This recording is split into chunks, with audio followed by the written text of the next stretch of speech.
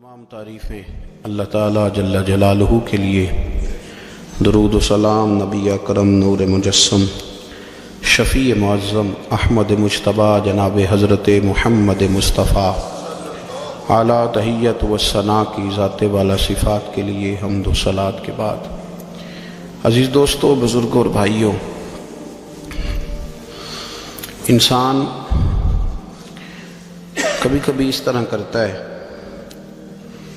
کہ وہ اپنے لب و لہجے سے، گفتگو سے، میل ملاپ سے لوگوں کو مطمئن تو کر لیتا ہے، لیکن اس کی قلبی واردات کیا ہے، اس کے اندر تقویٰ کتنا ہے، نیکی کتنی ہے، پرہیزگاری کتنی ہے، اس سے وہ آگاہ ہوتا ہے۔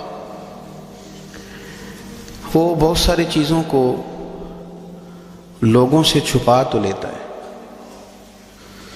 لیکن اپنے آپ سے نہیں چھپا پاتا، اپنے رب کریم سے نہیں چھپا پاتا۔ پھر یہ ہوتا ہے کہ وہ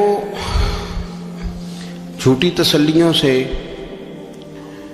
اور اپنے نفس کی جھوٹی دلیلوں سے اپنے آپ کو راضی کرتے کرتے اس مقام پہ پہنچ جاتا ہے کہ وہ ٹوٹ کے بکھرنے کے قریب آ جاتا ہے۔ اسلام ایمان کی، عقیدے کی، روحانیت کی بات کرتا ہے، اور یہ ساری چیزیں انسان کے دل کے ساتھ تعلق رکھتی ہیں۔ دنیا میں بہت سارے لوگ ایسے ہیں جو کسی وجہ سے اپنا دین ظاہر نہیں کر سکے، بتا نہیں سکے، لیکن ان کے اندر ایمان تھا، تو رب کریم قیامت کے دن انہیں ایمانداروں کے ساتھ ہی کھڑا کرے گا، حالانکہ وہ بتا نہیں سکے، سکھا نہیں سکے۔ اللہ تعالیٰ انہیں ایمانداروں کے ساتھ ہی کھڑا فرمائے گا۔ تو یاد رکھنے کی بات یہ ہے، سمجھنے کی بات یہ ہے کہ اپنی قلبی واردات پر، اپنے دل پر، اپنے باطن کی کیفیات پر نظر رکھی جائے، اور جتنی کمزوریاں اور کوتاہیاں ہیں ان سے اپنے آپ کو بچایا جائے۔ اور بہت ساری ایسی چیزیں جو نقصان کا باعث ہیں، ہم کہہ کے اپنے آپ کو مطمئن تو کر رہے ہیں، لیکن ہمارے دل کو، روح کو نقصان دے رہی ہیں، ان سے بچا جائے۔ قرآن حکیم فرقان حمید نے ارشاد فرمایا، سورہ ملک کے اندر فرمایا، وَأَسِرُّوا قَوْلَكُمْ، تم کوئی بات چھپا کے کرو، اَوْ اجْهَرُوا بِهِ، یا اعلانیہ کرو۔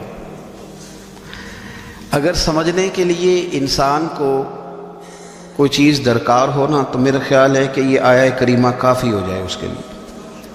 فرمایا وَأَسِرُّوا قَوْلَكُمْ، تم کوئی بات بڑی چھپا کے کرو، اَوْ اجْهَرُوا بِهِ، یا اعلانیہ کرو، یہ سمجھ لو، اس پر غور کر لو کہ إِنَّهُ عَلِيمٌ بِذَاتِ الصُّدُورِ، رب تو دلوں کے حال جاننے والا ہے۔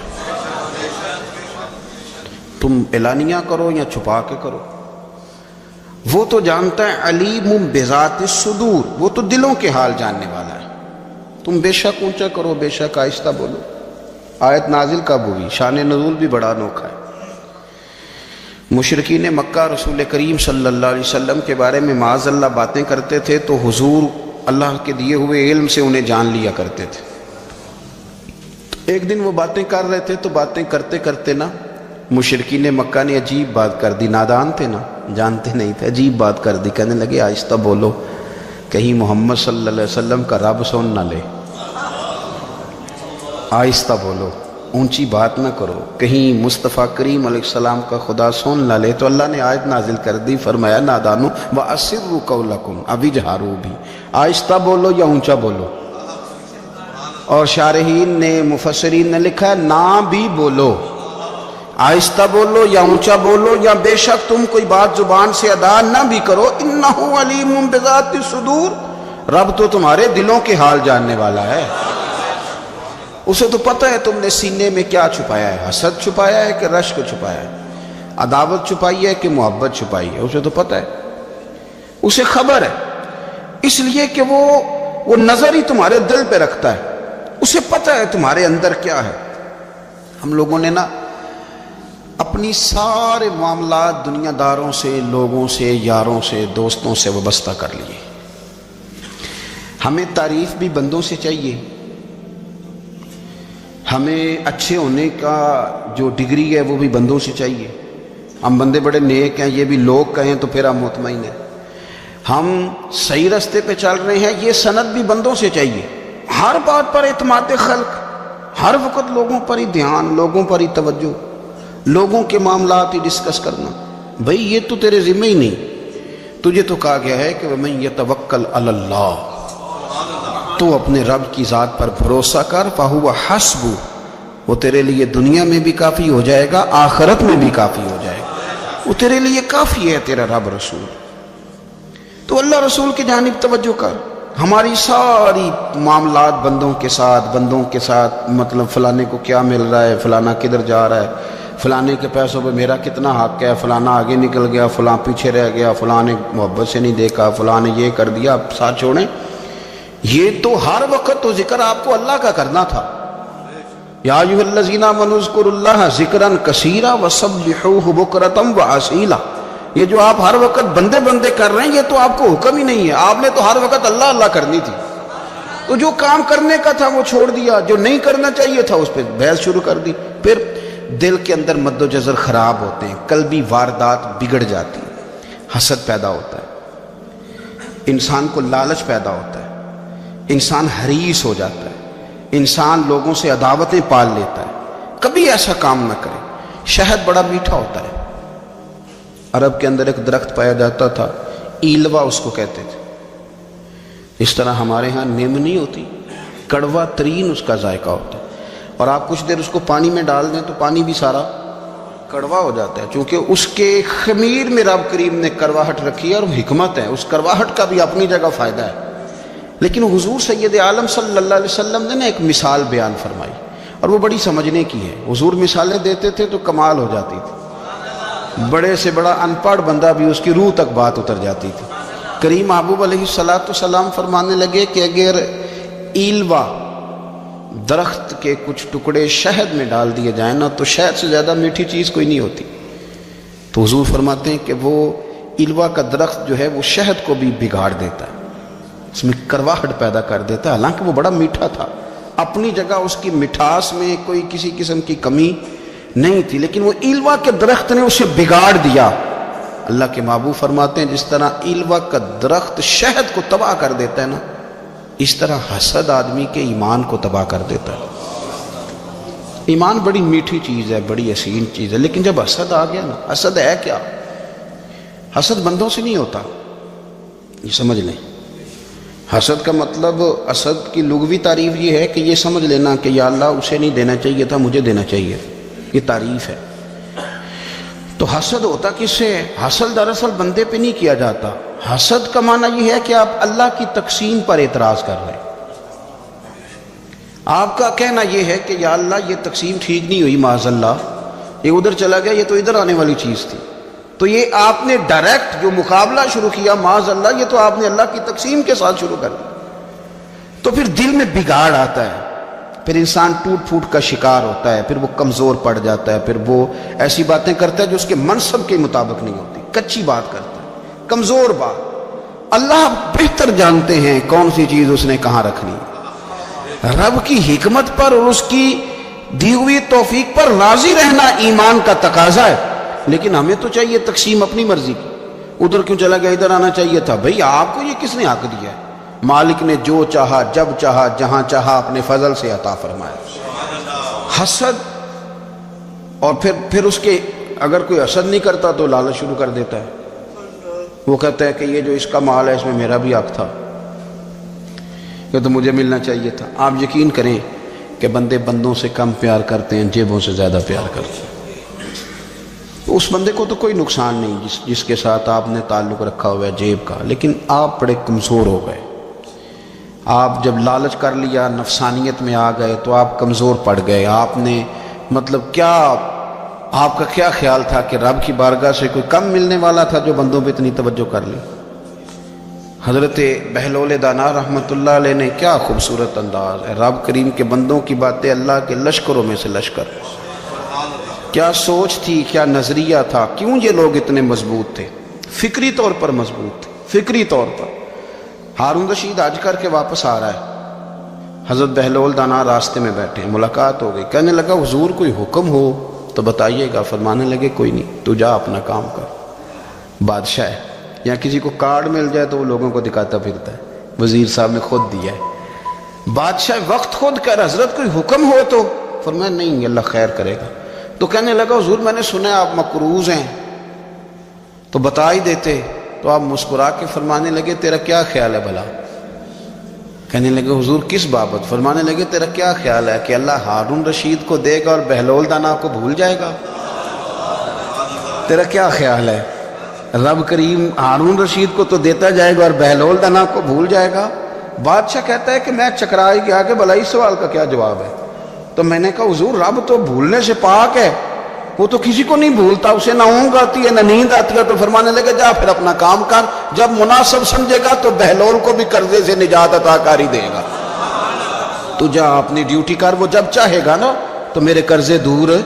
تو کیا سمجھتا ہے کہ تجھے یاد رکھے گا مجھے بھول جائے گا؟ یہ کیسے ہو سکتا ہے؟ او یار ادھر دیکھ میری بات سن۔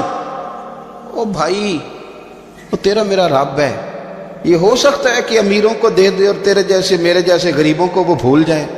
یہ ہو سکتا ہے؟ تو کیوں لوگوں کی جیبوں پہ توجہ، لوگوں کی جیبوں پہ نظریں، فلانے کے پاس آ گیا تو میں رہ گیا، مطلب کس لیے؟ ہمارا رب کسی کو بھولتا نہیں ہے، کسی شخص کو وہ میرا مالک اپنے فضل سے نظر انداز نہیں کرتا، وہ سب کو نوازتا ہے، لیکن اس کی حکمت کے تقاضوں کا انتظار کرنا مسلمان کی شان ہے۔ کبھی کسی حسد میں کبھی کرنا ہو تو رشک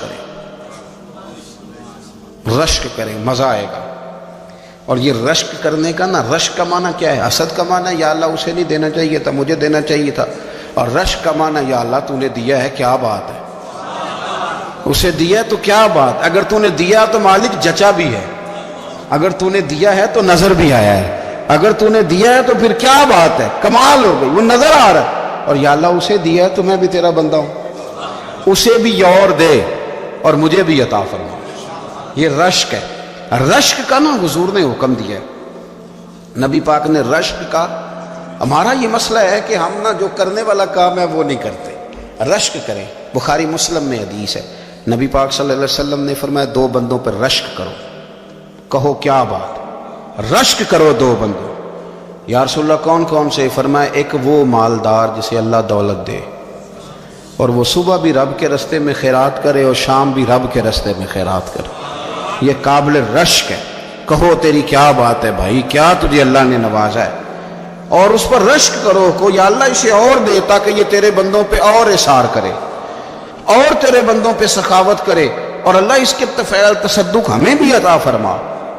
اور حضور فرماتے ہیں ایک مالدار پر جو صبح و شام سخاوت کرے، اور ایک اس عالم پر جسے اللہ قرآن کا علم دے، وہ صبح بھی لوگوں کو قرآن مجید کے ترجمے، تفسیریں، قرآن کے درس سکھائے، اور شام بھی لوگوں کو قرآن مجید کے درس عطا فرمائے۔ اس پر رشک کرو، کہو کیا بات ہے یار تیری، تجھے اللہ نے کتنا نوازا۔ قابل رشک لوگوں پر رشک کرو، ان کی تعریف کرو، ان کے لیے اچھے کلمات ادا کرو۔ معاشرے میں حسد پرموٹ ہوا ہے، اگر کبھی رشک پرموٹ ہوتا نا تو عزتیں بڑھ جاتی، محبتیں بڑھ جاتی، خلوص میں اضافہ ہوتا، لوگ ایک دوسرے کے قریب آتے۔ ہم نے کسی فضیلت والے کی فضیلت کو تسلیم کرنے سے انکار کر دیا، ہم نے کسی بڑائی والے کی بڑائی کو تسلیم کرنے سے انکار کر دیا، ہم نے حسد کیا، ہم نے لالچ کیا، ہم حریص ہوئے۔ اس کا نقصان یہ ہوا کہ لوگ ایک دوسرے کے پاس رہتے ہوئے پاس نہیں رہتے، ایک دوسرے کے ساتھ وقت گزار رہے ہوتے ہیں لیکن ان کے بارے میں رویے ان کے سخت ہوتے ہیں، لب و لہجہ تلخ ہوتا ہے، جب وہ کسی کے بارے میں بے لاگ تبصرہ پوچھا جائے تو غلط باتیں کریں۔ رشک کریں، دیکھیں نا حضرت ابو بکر صدیق رضی اللہ، حضرت عمر فاروق رضی اللہ، ساری زندگی دوڑ لگی رہی۔ حضرت عمر کہتے ہیں میں نے ساری زندگی دوڑ لگائی ہے کہ ابو بکر سے آگے گزر جائیں، لیکن یہ دوڑ حسد والی نہیں، یہ رشک والی۔ فرماتے میرا دل کرتا تھا کہ میں نیکیوں میں ابو بکر سے آگے گزر جاؤں، حضور کے عشق میں ابو بکر سے آگے گزر جاؤں، نبی پاک علیہ السلام کی اولاد کی محبت میں ابو بکر سے آگے گزر جاؤں، میں نا خیر کے کاموں میں آگے گزروں۔ کہتے میرا ساری زندگی رشک کا رشتہ رہا، یہ رشتہ شاندار ہے، اس پر عمل کریں، اس پر توجہ کریں۔ بجائے اس کے کہ یہ کہنا کہ استاد جی کا فلانے سے زیادہ پیار ہے، پیار کی وجوہات تلاش کر۔ مرشد فلانے پہ نظر رکھتے ہیں تو میرے بھائی وہ نوٹوں کی وجہ سے نظر نہیں رکھتے، تو وجہ تو تلاش کرنا، وجہ کیا ہے؟ تو اپنے آپ کو اس طرح کا بنا، تو اس طرح کی کیفیات پیدا کر اپنے اندر۔ ہم کیا کرتے ہیں کہ رشک کرنے کی بجائے حسد کرتے ہیں۔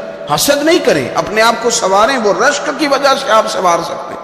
نبی پاک علیہ السلام کی پیاری زوجہ ام المومنین سیدہ عائشہ صدیقہ،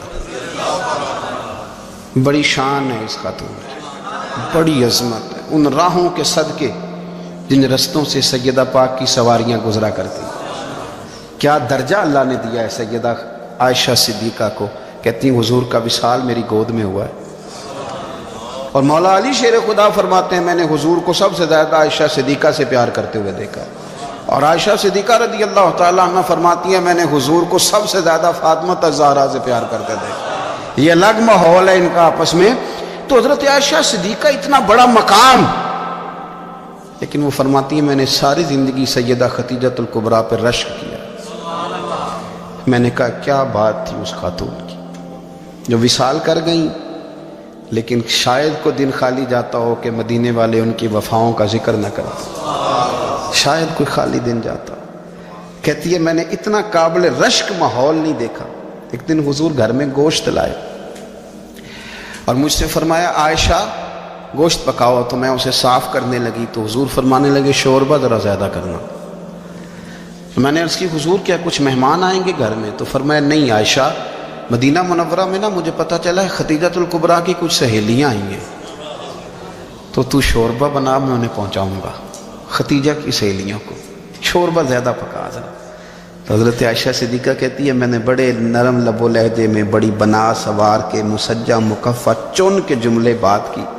میں نے عرض کی حضور سنا ہے وہ آپ سے 15 سال عمر میں بڑی تھی، نکاح بھی پہلے ہو چکا تھا، اور بتاتے ہیں لوگ کہ بظاہر کوئی حسن و جمال بھی اس ماحول کا نہیں تھا۔ حضور اللہ نے آپ کو جوان اور خوبصورت بیویاں دی ہیں، پر میں جب بھی سنتی ہوں جناب خدیجہ کا ذکر ہی سنتی ہوں۔ میں نے رشک کے انداز میں کہا، کہتی میں بات کہہ کے خاموش ہو گئی، اور جب میں نے نظر اٹھا کے دیکھا تو حضور کی آنکھوں میں آنسو۔ نبی پاک صلی اللہ علیہ وسلم کا یہ انداز دیکھا تو میں نے کہا حضور میں رب رسول کی بارگاہ میں توبہ کرتے، اب تو رو دیے۔ تو حضور فرمانے لگے عائشہ یہاں جو بھی آیا ہے نا وہ سکھوں اور آسانیوں کے دنوں میں آیا ہے، اور خدیجہ میری ان دنوں کی ساتھی تھی جو میرے تکلیف کے دن تھے، میری آزمائشوں کی، میری پریشانیوں کی میری ساتھی تھی۔ جب لوگ مجھے تکلیف دیتے تھے میں گھر جاتا تھا تو مجھے کہتی تھی حضور آپ تو صلہ رحمی کرتے ہیں، غریبوں کا بوجھ اٹھاتے ہیں، آپ تو لوگوں کے ساتھ محبت سے پیش آتے ہیں، حضور آپ پریشان نہ ہو، آپ کا رب آپ کو ہمیشہ عزت ہی عطا فرمائے گا۔ فرمایا وہ میری تکلیفوں کی اسے کیسے؟ میرے بھائی رشک کیا لوگوں نے ایک دوسرے پر، حسد نہیں کیا۔ ہم تو نا جی اپنی مرضی کے فیصلے کرتے کرتے پیچھے رہ گئے۔ ہم نے لوگوں کو پیچھے کرنے کا سوچا تھا لیکن ہم سب سے پیچھے رہ گئے۔ ہم نے سیاست اور سازش کی تھی کہ کچھ لوگوں کے دلوں پہ پیر رکھ کے میں اپنا قد اونچا کروں گا، کچھ کے سینوں پہ پیر رکھ کے، لیکن ایسا نہیں ہوتا، یہ ہوتا نہیں۔ آپ کسی کی جگہ نہیں لے سکتے، اس لیے کہ رب نے سب کی جگہ اپنی اپنی بنائی ہوئی، سب کی جگہ۔ ہاں ایسا ضرور ہوتا ہے کہ کئی دفعہ نا ہم اپنے مقام کو گرا لیتے ہیں۔ وہ کسی نے کہا تھا کہ ایسا نہیں کہ تیری جگہ کوئی اور آ گیا، لیکن تیرا مقام بھی اب تیرا نہیں رہا۔ ہوتا یہ ہے کہ ہم نہ گرا لیتے ہیں اپنے آپ۔ اگر ہم رشک کا ماحول پیدا کریں، رشک کا، اور ہم کہیں کہ کیا بات میں بھی سفر کروں گا، اس جانب جاؤں گا، بجائے یہ کہنا کہ فلاں آدمی بڑا آگے نکل گیا ہے، یہ کر کے نکل گیا ہے، وہ کر کے نکل گیا ہے، یہ کہنا کہ یار میں بھی رب کریم کی اس مدد کو تلاش کرتا ہوں جس کی برکت سے اللہ نے اس پر فضل فرمایا ہے۔ امام غزالی فرماتے ہیں 3 لوگوں میں حسد زیادہ ہوتا ہے، بغض زیادہ پیدا کر لیتے ہیں۔ اب چونکہ مضمون ہے تو ساری بات کھل کے کرنی پڑے گی نا۔ فرماتے ہیں 3 لوگوں میں حسد، بڑے عہدے والوں میں حسد زیادہ ہوتا ہے۔ یعنی صوبائی وزیر کہتا ہے کہ حق میرا ویسے وفاقی وزیر کا تھا، اور وفاقی وزیر کہتا ہے کہ جتنا میرا تجربہ ہے نا مجھے بنایا وزیر اعظم ہی جاتا تو بات ٹھیک تھی۔ حسد زیادہ، بڑے عہدوں والوں میں حسد، اور امام غزالی فرماتے ہیں مالداروں میں حسد زیادہ ہوتا ہے۔ غریب نے غریب سے کیا جلنا ہے؟ جلنے کو شے ہی کوئی نہیں، کس سے جلیں گے؟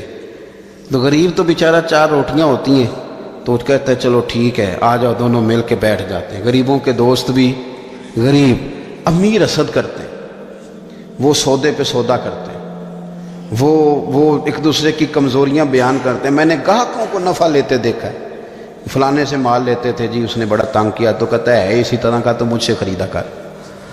لوگ استعمال کر جاتے ہیں، وجہ بیچ میں کیا ہوتی ہے؟ حسد، عداوت، خرابی ہوتی۔ اور تیسری بات امام غزالی نے شاید میرے لیے کہی ہے، امام غزالی فرماتے ہیں علماء میں حسد بڑا ہوتا ہے، عہدے داروں میں، مالداروں میں اور علم والے لوگوں میں۔ وہ بھی اللہ کی تقسیم پر راضی نہیں ہوتے، چونکہ وہ سمجھتے ہیں مجھے یہ لفظ آتے ہیں، میری قابلیت زیادہ ہے، میں زیادہ پڑھا لکھا ہوں، تو یہ منصب بھی میرا تھا، یہ کام بھی میرا تھا، یہ بھی میرے پاس ہونی چاہیے۔ ایسا نہیں ہوتا، یہ تو رب کریم کی عطا ہے۔ میں کئی دفعہ کہہ چکا ہوں کہ کام لینے پہ آئے تو میرے جیسے بیکار آدمی سے کام لے لیں، یہ اس کی عطا ہے۔ اب ہمیں کرنا کیا ہے؟ ہمیں اس کی تقسیم پر راضی رہنا ہے، اس کی تقسیم پر قربان جائیں۔ رسول پاک علیہ السلام سے صحابی نے پوچھا حضور عزت کیا ہے؟ فرمایا جو رب نے تجھے دیا اس پہ راضی ہو جا، اللہ عزت عطا کر دے گا۔ قناعت کر، جو اللہ نے تجھے دیا اس پر قناعت کر، اللہ تجھے عزت دے دے گا۔ حضور ذلت کیا ہے؟ فرمایا لوگوں سے لالچ نہ رکھنا، تو ذلیل ہو جائے گا، لالچ نہ کر۔ تیزی کے ساتھ پروموٹ ہوتی ہیں چیزیں، ہمیں سازش کرنی آتی ہے، ہمارا خیال ہوتا ہے کہ میں نے دوسروں کے پیسوں پہ کاروبار کرنا ہے، ہمارا خیال ہوتا ہے کہ پالٹی ڈال کے روٹی کھانی ہے، ہمارا خیال ہوتا ہے کہ کسی بندے کو کس طرح استعمال کرنا ہے۔ یاد رکھ لینا، کبھی بات نہ بھولنا، جو لوگوں کو استعمال کرنا چاہتا ہے وہ ساری زندگی استعمال ہوتا رہتا ہے۔ جو کسی شخص کو کسی مقام پر رسوا کرنا چاہتا ہے اپنی عزت بچا نہیں پاتا۔ جو آدمی لوگوں کو حقیر جانتا ہے اللہ اسے کبھی عزتیں عطا نہیں کرتا، وہ گڑھوں کے اندر گرتا چلا جاتا ہے۔ یاد رکھیں جو عزتیں دینی شروع کر دے رب اسے باعزت بنا دیتا ہے، جو پیار کرنا شروع کر دے معاشرے میں لوگ اس سے پیار کرنے لگ جاتے۔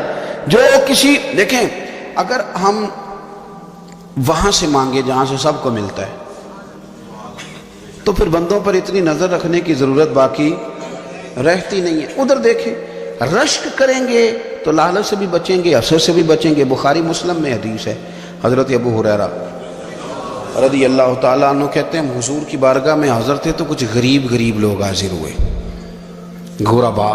انہوں نے عرض کی یا رسول اللہ صلی اللہ علیہ وسلم ایک گزارش کرنے آئے۔ حضور نے فرمایا کہو۔ یا رسول اللہ امیر تو ہم سے آگے نکل گئے۔ حضور نے فرمایا کس بات میں؟ عرض کی حضور نمازوں میں نہیں ہم گزرنے دیتے، اتنے نفل وہ پڑھتے ہیں اتنے ہم بھی پڑھ لیں گے۔ صحیح بتانا صحیح، آج کل یہ نمازوں کا مقابلہ بھی ہے کہ نفل میں نے زیادہ پڑھنے، عبادت میں نے۔ ہمارے اصحاب رحمۃ اللہ علیہ فرمایا کرتے تھے آستانوں پہ گدی نشینوں کا تو رولا ہوتا ہے، اللہ اللہ کرنے کا رولا نہیں ہوتا۔ یہ تو شور ہوتا ہے کہ سجادہ میں ہوں سجادہ، اور سب نے کوئی نہ کوئی کہانی سنائی ہوتی، کہتے نہیں ابا جی مجھے کہہ گئے تھے کان میں، دوسرا کہتا نہیں مجھے لکھ کے دے گئے تھے، تیسرا کہتا تمہیں تو پتہ ہی نہیں، تم تھے ہی نہیں، عمرے پہ تو میرے ساتھ گئے تھے، جو میرے ساتھ ان کا معاہدہ ہوا وہ خانہ کعبہ میں ہوا ہے، لہذا میرا پہلا نمبر ہے۔ سب کے پاس کوئی نہ کوئی معاملہ ہوتا ہے، یہ سارے کام کوئی ضروری نہیں۔ ضروری کیا ہے کہ وہ جو کہتے تھے کرو، جس نے سب سے زیادہ کر کے دکھایا وہ زیادہ جانشین ہے، وہ زیادہ جانشین ہے جس نے زیادہ کر کے دکھایا۔ معاملہ تو یہ ہے کہ اس رستے پہ کس نے چلنا ہے۔ لوگ تو سجادہ نشینی سے بھاگا کرتے تھے، بھاگتے تھے۔ حضرت ابو بکر صدیق رضی اللہ تعالیٰ عنہ کا وصال ظاہری ہوا تو حضرت عمر خلیفہ بنے، تیسرا دن تک خلیفہ بنے ہوئے، 2-3 چھوٹی بچیاں آ گئیں، چاچا جان آپ خلیفہ بنے؟ فرمایا ہاں۔ چلو پھر عصر کے بعد ابو بکر ہمارے گھر جاتے تھے۔ فرمایا پتر تمہارے گھر کیا ہے؟ کہنے لگی ہم یتیم ہیں، ہمارا بھائی کوئی نہیں۔ ابو بکر روز عصر کے بعد آتے تھے، ہماری بکریوں کا دودھ دھو کے ہمیں دے جاتے تھے، کچھ بیچ کے گزارا کر لیتی تھی، کچھ پی لیتی تھی۔ چچا 3 دن ہو گئے، میری اماں بھی روتی ہے، بہنیں بھی روتی ہیں، آپ چلیں گے؟ تو جناب سیدنا عمر فاروق کہتے ہیں میں نے دستار سر پہ رکھی اور پٹکا میں نے اپنے کندھے پہ رکھا، بیٹیاں آگے میں پیچھے روتے جا رہے۔ ایک صحابی نے پوچھا عمر کیوں رو رہے ہو؟ کہنے لگے یار یہ ابو بکر کتنا مشکل رستہ دے کے گیا، کتنا مشکل رستہ ہے اس کے طریقے پہ چلنا۔ یہ لوگ تو سجادہ نشینی اتنا کٹھن کام تھا، لوگ بھاگا کرتے تھے، شوق آ گیا، رسول کریم علیہ السلام کے حضور ناز حاضر ہو کے عرض کی حضور امیر آگے گزر گئے، نمازوں میں نہیں ہم گزرنے دیتے، ہم ان سے زیادہ پڑھیں گے، نفلوں میں نہیں گزرنے دیتے، زیادہ پڑھیں گے۔ یا رسول اللہ صلی اللہ تعالی علیہ وسلم ہم انہیں نہ تلاوت قرآن پاک میں نہیں آگے گزرنے دیں گے، وہ ہم زیادہ پڑھیں گے، لیکن حضور وہ مالدار ہیں، غلام آزاد کرتے ہیں، صدقات کرتے ہیں، خیرات، اس کا ہم کیا کریں؟ حضرت سیدنا ابو ہریرہ فرماتے ہیں کہ جواب تو حضور نے بعد میں دینا تھا، پر جب ان کا سوال ختم ہوا تو میں نے حضور کا چہرہ نور دیکھا تو رسول پاک کا چہرہ خوشی سے کھلتا ہوا مجھے نظر آیا۔ گویا یہ جو رشک ہے نا کہ نیکی میں آگے گزرنا، یہ حضور کو اتنا پسند آیا کہ ان کے سوال سے حضور بڑے راضی ہوئے۔ کریم فرمانے لگے، حضور فرمانے لگے میں تمہیں ایک وظیفہ بتاتا ہوں، تم وہ پڑھو، امیر جتنی بھی نیکیاں کریں گے نا اللہ تمہیں ان کے برابر ثواب دے دے گا، لے لو نسخہ، یہ کرو کام۔ یا رسول اللہ بتائیں، فرمایا رات کو نا 33 بار سبحان اللہ پڑھا کرو، 33 بار الحمدللہ پڑھا کرو، 34 بار اللہ اکبر پڑھا کرو۔ اب جتنی بھی نیکیاں امیر کریں گے نا تمہارے وظیفے کی برکت سے اللہ تمہیں ان کے برابر ثواب عطا کر دے۔ اب جناب ابو ہریرہ کہتے میں نے ان کے چہرے دیکھے تو مجھے یوں محسوس ہوا کہ جس طرح کسی بندے کی کھوئی ہوئی رقم مل جائے تو وہ راضی نہیں ہوتا، کھوئی ہوئی رقم مل جائے تو بڑا جیسے کوئی اس کے ہاتھ، چلیں اپنا ترجمہ کر لیتے ہیں، کمیٹی نکلنے پہ نہیں بندہ بڑا راضی ہوتا کہ 11 مہینے سے دے رہا تھا، 10 مہینے سے چلو نکل ہی آئیے، شکر ہے اللہ کا، بڑا خوش ہوتا ہے بندہ، بڑا راضی ہوتا ہے۔ اس طرح ان لوگوں کے چہرے کھل اٹھے، کیا بات ہے حضور، بس اب نہیں ہم گزرنے دیتے۔ گھر چلے گئے، وظیفے پڑھنے لگے۔ کچھ دنوں کے بعد ان میں سے کچھ لوگ واپس آئے۔ حضرت ابو ہریرہ کہتے ہیں مجھے چونکہ وہ پرانی بات یاد تھی تو میں دلچسپی سے ان کا آنا جانا دیکھنے لگا۔ وہ کریم کی بارگاہ میں آ کے بیٹھے تو ان میں سے ایک شخص بڑی پریشانی کے ساتھ کہنے لگا حضور بڑی پریشانی لگ گئی۔ فرمایا کیا ہوا؟ عرض کی یا رسول اللہ صلی اللہ علیہ وسلم وہ جو آپ نے وظیفہ بتایا تھا نا، میرے کچھ پڑوسی امیر ہیں وہ تو انہوں نے بھی سن لیا ہے حضور، رات میں نے سنا ہے وہ مالدار بندہ ہے، صدقے خیرات بھی بڑے کرتا ہے، غلام بھی بڑے آزاد کرتا ہے، پر وہ بھی سوتے وقت 33 بار سبحان اللہ پڑھ رہا تھا، وہ تو اس نے بھی سن لیا حضور، وہ بات یہاں سے نکلی ہے، جانے کہاں پہنچی ہے، تو وہ بھی پڑھ رہا تھا حضور اب کیا بنے گا؟ تو کہتے ہیں اس کے سوال پر بھی میرے حضور بڑے ہی مسکرائے، باقاعدہ دہک ہو گیا حضور کے، دہک ہو گیا، سرکار کھول کے نہیں مسکراتے، لیکن آج حضور اتنا مسکرائے کہ میں نے حضور کے مقدس دانتوں کی زیارت کر لی، دہک ہو گیا باقاعدہ حضور کا۔ حضور فرمانے لگے انہوں نے بھی سن لیا حضور، اور سن کے پڑھنا بھی شروع کر۔ اب بات کو سمجھیں کہ کسی امیر نے یہ نہیں کہا کہ یہ تو غریب کے لیے وظیفہ تھا، میں کہتا ہوں اللہ اللہ کا مزاج ہی نہیں، مزاج یہ کہ سیاست کیسے کرنی ہے، چکر کیسے چلانا ہے، کوئی کہانی کیسے سنانی ہے، ادھر ان کو ملا، حالانکہ بات تو غریبوں سے ہو رہی تھی، حضور وہ تو انہوں نے بھی پڑھنا شروع کر دیا۔ اب ہم کیا کریں؟ تو رسول کریم نے فرمایا وہ بھی پڑھ رہے ہیں، حضور پڑھ رہے ہیں، تو فرمایا ذالک فضل اللہ یؤتیہ من یشاء، بھائی پھر یہ تو اللہ کا فضل ہے نا، وہ جسے چاہے عطا کرے۔ اب یہ حضور نے کہہ دیا تو حضرت ابو ہریرہ کہتے ہیں میں نے پلٹ کر ان لوگوں کے چہرے دیکھے، قربان جائیں، میں نے پھر ان کے چہروں پر اطمینان دیکھا، میں نے سکون دیکھا، اس لیے کہ وہ سمجھ گئے جب رب فضل کرے تو پھر فضل کے معاملے میں اللہ کے بندے بحث نہیں کیے کرتے، وہ مطمئن ہو کے گئے، کہنے لگے حضور پھر ٹھیک ہے، اگر مالک اس طرح تقسیم کر رہا ہے تو پھر ہم راضی ہیں اپنے رب کریم کی رضا پہ۔ اپنی زندگی جب آپ بڑی محبت سے قرب و جوار سے تشریف لاتے ہیں، میں قرآن و سنت کے بہت سارے عنوانات دیکھ کے آپ کی خدمت میں ایک بات عرض کروں، اپنی ساری توجہ اپنے رب رسول کی جانب مائل کریں۔ جتنا آپ دائیں بائیں دیکھیں گے نا اتنا گاڑی کے ٹکرانے کا خطرہ بڑھ جائے گا، وسوسے زیادہ آئیں گے، الجھ جائیں گے۔ اتنا زیادہ دائیں بائیں نہ دیکھیں، یہ کیا کر رہا ہے، فلانا کیا کر رہا ہے، فلانے کا یہ معاملہ کس طرح کا تھا، نہ نہ نہ، آپ توجہ اللہ کی جانب رکھیں۔ دیکھیں میرا اور میرے رب کا معاملہ ٹھیک چل رہا ہے، اللہ رسول کے ساتھ میرے معاملات ٹھیک ہیں، یہاں تو آپ کسی کی اصلاح کریں گے، دعوت دیں گے یا دعا کریں گے، تنقید کی تو ویسے دین میں اجازت نہیں ہے۔ آپ نے یہاں کسی کی اصلاح کرنی اور وہ درد کے ساتھ کرنی، اور یہاں کسی کے لیے دعا کرنی ہے کہ یا اللہ اس بندے پہ رحم فرما، اسے بدل۔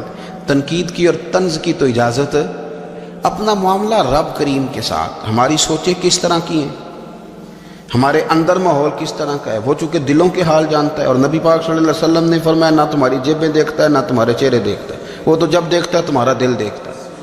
اس کی کیفیت کیا ہے؟ حضرت انس بن مالک رضی اللہ تعالیٰ عنہ فرماتے ہیں، اس حدیث کو یاد رکھیے گا، حافظ منذری نے ترغیب و ترہیب میں لکھی ہے، فرماتے ہیں کہ حضرت انس بن مالک رضی اللہ تعالیٰ عنہ فرمانے لگے کہ ایک حضور کے ایک غلام، ایک صحابی بیمار تھے، تو حضور نے فرمایا انس چلو تیمارداری کرتے ہیں۔ کہتے ہیں حضور کے ساتھ گئے، نبی پاک صلی اللہ علیہ وسلم پہنچے، جب ہم نے اس شخص کو دیکھا تو حضرت انس کہتے ہیں ہم پریشان ہو گئے، کیونکہ ہم نے اسے بڑا صحت مند دیکھا تھا، وہ کمزور ہو گیا، وجود پر بہت سارا گوشت دیکھا تھا، اب ہم دیکھ رہے ہیں کہ وہ ہڈیاں ہی ہڈیاں رہ گئی، چہرہ بڑا بارونق تھا، اب کمزوری ہو گئی۔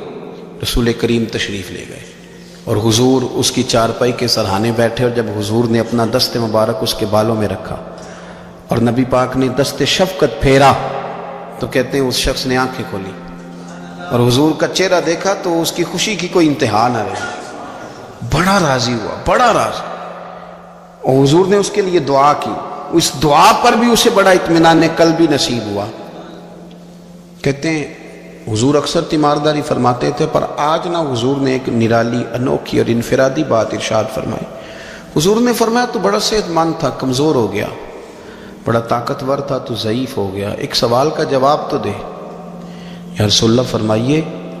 تو حضور فرمانے لگے اس حالت میں جب تو شدید بیمار اور تکلیف میں، یہ بتا کہ اس وقت تیرا اپنے رب کے بارے میں گمان کیا ہے؟ حضرت انس کہتے ہیں پہلے حضور بیماروں سے یہ سوال نہیں پوچھتے تھے، آج پوچھا، کیونکہ صحت میں لوگوں کی زبان پہ شکر ہوتا ہے اور بیماری میں شکوے ہوتے ہیں، معاذ اللہ۔ اس وقت اللہ کے بارے میں یہ سوچ حضور نے ہمیں دی ہے، تم نے ہر وقت یہ ذہن بنانا ہے کہ یہاں رب کریم کے بارے میں کیا تصورات پل رہے ہیں، آوازیں کیا اٹھ رہی ہیں، اس وقت تیرا اللہ کے بارے میں گمان کیا ہے؟ جناب انس بن مالک کہتے ہیں اس نے ہمیں اشارہ کیا کہ مجھے اٹھا کے بٹھاؤ، ہم نے بٹھایا تو کہتے ہیں پھر اس نے اپنی آنکھیں کھولی اور حضور کے چہرے نور پر نظر کر کے نظر جھکا لی، عرض کرتا یا رسول اللہ میں کمزور ہوں، بیمار ہوں، تکلیف میں ہوں، اٹھ نہیں سکتا، کھا نہیں سکتا، پر حضور ابھی بھی میرے دل سے آواز یہی نکلتی ہے کہ میرا رب بڑا ہی کریم ہے، میرا اللہ بڑا ہی مہربان ہے، وہ بڑا ہی معاف کرنے والا ہے، وہ اپنے بندوں سے پیار ہی بڑا کرتا ہے۔ آپ میری بات کو سمجھیں، کیفیت کیا ہے اور الفاظ کیا ہیں۔ حضور وہ مجھ سے بڑی محبت کرتا ہے، بڑے پیار والا ہے۔ یہ لفظ کہتے کہتے آواز بھرا گئی، آنسو نکل آئے، پھر اس نے تکلیف زیادہ محسوس کی تو وہ لیٹ گیا، اور پھر اس نے حضور کے چہرے نور پہ نظر ڈالی، کلمہ پڑھا، روح ہی پرواز کر گئی۔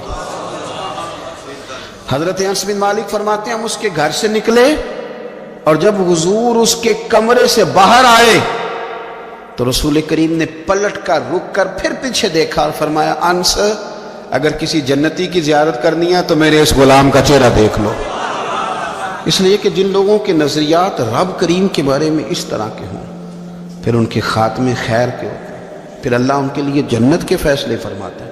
اپنے افکار میں، نظریات میں، سوچوں میں کوئی ضروری نہیں ہے کہ ہم لوگوں کو دو لفظ کہہ کے مطمئن کر لیں تو ہم خود ضمیر کے قیدی بن کے زندگی گزار دیں، یہ معاملہ ٹھیک نہیں، یہ صحیح نہیں چلتا۔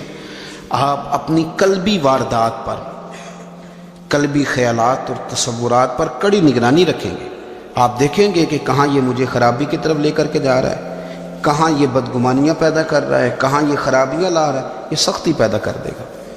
نفرتوں کو، لالچ کو